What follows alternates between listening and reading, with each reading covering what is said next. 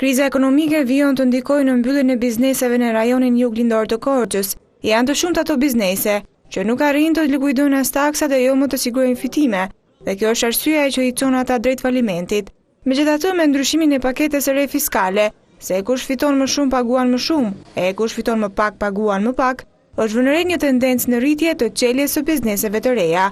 Ky numër i konsiderueshëm subjektesh për të mbyllura gjatë vitit të kaluar është për shkak të krizës ekonomike që ka kapur jo vetëm Shqipërinë, por dhe rajonin.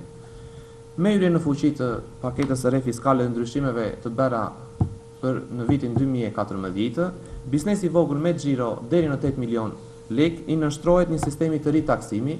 Ne shohim një tendencë për të ardhur dhe kemi një informacion deri në këto momente, kemi rreth 50 subjekte të regjistruara që kjo falë dhe ndërhyrjes të qeverisë së re në uljen e taksave të biznesit të vogël. Gjatë periudhës së vitit 2013, të gjithsej në qarkun e Korçës janë hapur rreth 180 biznese dhe janë mbyllur 150 të tjera, dhe shkak kryesor mbetet kriza ekonomike.